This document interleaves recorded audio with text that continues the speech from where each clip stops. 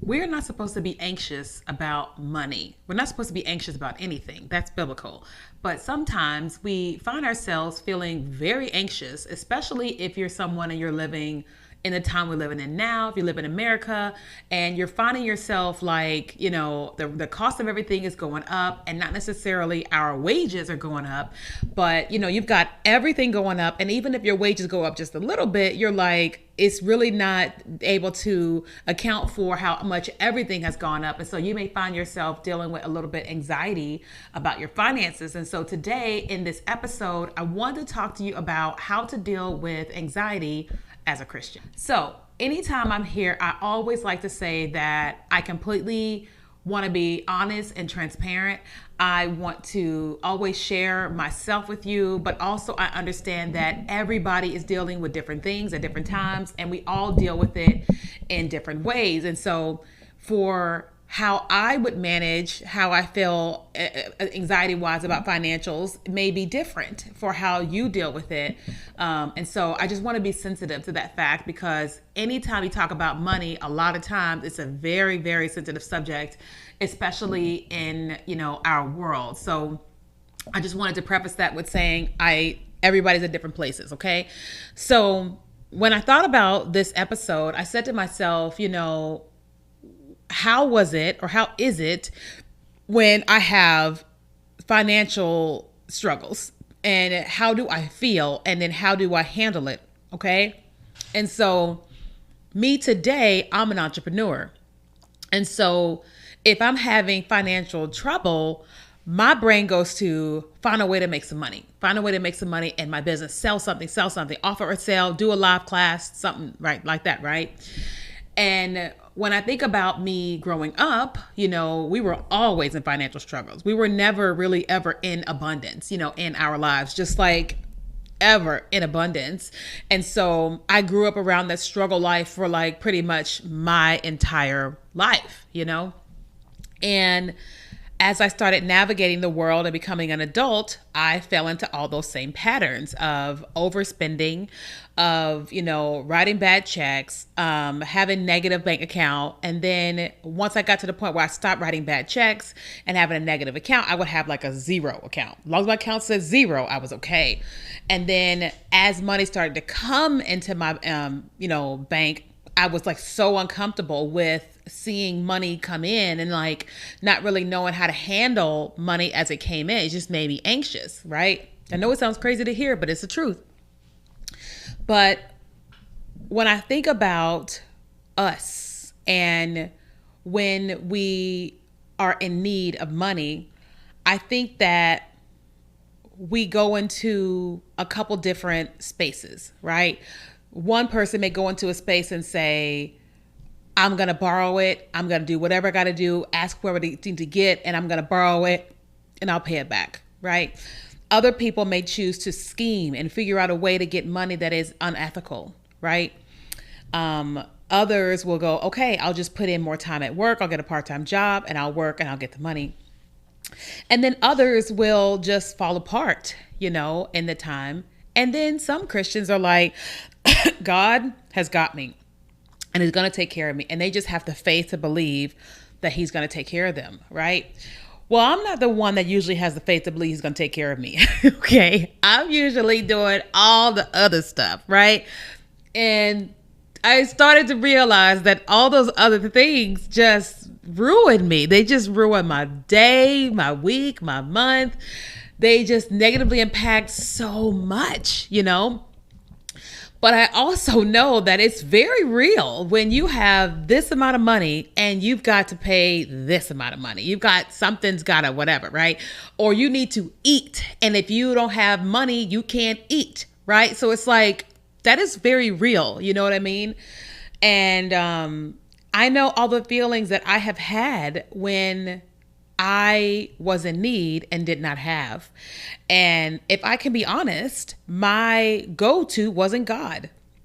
My go-to wasn't, let me go to God, let me pray, let me believe, let me hear and operate with him. That wasn't my go-to. My go-to was, I got this, gonna figure this out, tell people what's going on and see how I can come up with the money. That's always been, not always, that for the longest time, that has been my go-to, right?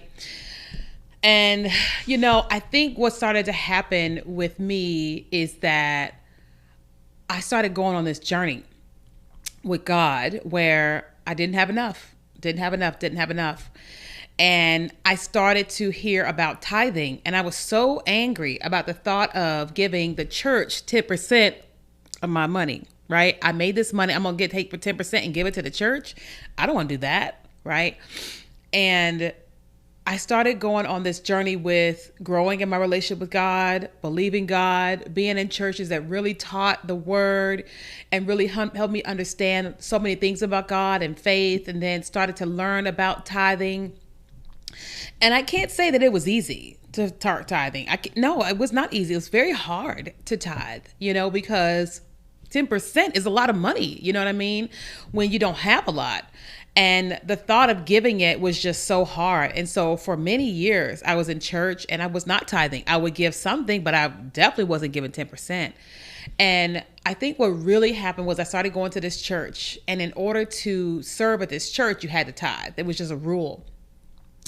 And all of my friends were tithing and they were all serving. And so I got to this point where I was just like, okay, I'm going to go on this journey and see what happens. Right. And don't get me wrong. There were times when I tithed and I was like, oh, I made a mistake because I didn't have enough money. And I had to hope and pray for something to come through, But then what started to happen was over the years, I started seeing these little things take place where I would get a raise, or I would make more that month, or a bill was lower than what it was supposed to be, than normal, or whatever, or people were giving me money.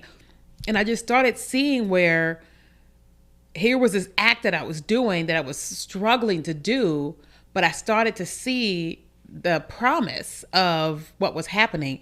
And initially I didn't put two and two together, right? I just started seeing these little things start to change. Or I moved into a place and it cost me less to live there. So then I had more, right? Or I got a roommate, or these little things started to happen. And it really started to increase my faith and increase my belief that maybe tithing is a thing about God and not a thing about giving the money to this church, but it's about obeying God and not worrying about what they're doing with it at church, right? And I started to just watch money increase, right? But don't get me wrong, I hit a low moment, right? Especially during COVID, when I hit a low moment and it was like I wasn't tithing. And I had these moments where I felt like God wasn't going to provide for me because I wasn't tithing for a long time. And what I started to experience was that he was still blessing me. It was like, I'm not tithing, he's still blessing me. And I kept thinking that he was going to be this tyrant taking things away from me because I wasn't tithing anymore. And I started to realize how he's just not like that. That he's still with me and still honors me. He knows my heart, but he also is encouraging me to get back to tithing, And what I have come to realize is that I think we have these rules or these things this way that we think that God is and how God's going to be and what he's going to do with us if we're not doing what he wants us to do. And I know him to be not like that, right? But I also know that even when I'm not doing what I'm supposed to be doing, he'll also keep doing these little nudges, right? He'll keep doing these little nudges and remind me of, what he wants me to do, Like I just started going to this new church. I really enjoy the church. And I was there last Sunday and they were talking about tithing. And I was like, I just started going there. And immediately I was like, I don't know about your tithe here or not. And then I just felt like a little nudge. It wasn't a huge nudge, just a little nudge. And I was like, oh yeah, okay. So then I tithed, right? I tithed, right? And it went, you know what I mean? And what I'm realizing is that the more that I not just obey God, but go in God's direction, everything gets better over time. So what does that mean? Let's just say that you're tithe, you're supposed to give $100 and $100 is a lot of money for you, right? What I've learned is I'm going to do 10. And I'm going to do 10 consistently until it's not hurting me. Then I'm going to do 20. And then I'm going to do 40. And then I'm going to eventually get there to 100, where 100's not hurting me, right? And my faith is increasing. And what I've come to experience is that God doesn't come to me and say, you were supposed to give 100, you only gave 75. He doesn't do that. I haven't experienced that him, right? I feel like he just be cheering me on when I'm like going in like these little directions. You know what I mean? And if you're somebody and you're dealing with financial anxiety, I would encourage you to go first, understand, why do you feel so anxious? What is the root of it? What do you truly believe? What you don't have this money for whatever. What's going to happen to you if you don't pay this bill? What is the root of like you fear that's going to happen? Say it, right? Like just put it out there. This is what you feel, right? Then you've got to go to God and say, God, is that going to happen to me if this? He's definitely going to say no. But you also have to ask him, how can you help me? How can I partner with you so you can help me with this? Okay? Because he does want to help you with that, but he has to be invited on the journey with you, right? But you also have to get on the journey with him too, okay? And that means if you're supposed to be tithing at 10, then you're giving the 10, or the 100, you're supposed to give the 10 or the 20, and you just slowly getting yourself there, okay? Now, you also have to understand, if you're going out getting your eyebrows done, your hair done, doing this, doing that, and you could be tithing that money, then you've got to, come to yourself and go, okay. I am going and doing this thing. That could be the money I'm going towards my tithe, right? So you just got to be honest with what you're doing, okay? And then go on that journey. And what you're more than likely going to experience is you're going to experience God the provider, the one who provides for you all the time. And as you are increasing and getting to where you're supposed to get to, you're going to watch how he gets there and takes care of you. Right? Like, I just think about all the ways he has taken care of me, like right now, like the other day, I was in here in my office and I was looking around at all the perfume that I have, right? And it may not sound like a big deal to you, but 10 years ago, I stopped wearing perfume because when I went through divorce, there were certain things I just no longer wanted to do. I was depressed and all that. And the other day I looked around and was like, look at all these bottles of perfume that I have. I bought some, people have bought some, people have given them to me. And it was just this little thing that was like, here's this thing that I lost, but look, it's all back, right? I think about the time somebody broke into my house and stole so much, including purses and all that. But I look around here in my office and look at all these purses that are in here and shoes and just all the stuff that's in here that I lost, right? He restored it. It may not have been instantly, but it did get restored, And it reminds me that he always provides. He always takes us to the level that he wants to take us to, but we got to submit to the journey, right? Like, you have to submit to the journey. Like, I want to be 150 pounds right now. I'm right at 200, right? So I got a ways to go.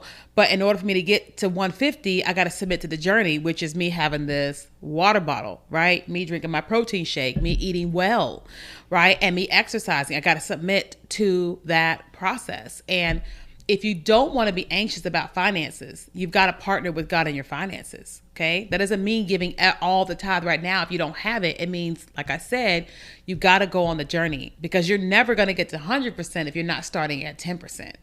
Okay. 100% of your tithe, like the $100, right? If you're not trying to do 10 and then 20% and then 30% of your 100% tithe, then you'll never get there. But it's a journey that you have to choose to go on, and he will partner with you. Like I'm telling you, like my last name, he's partnered with me, and he wants to partner with you on it too.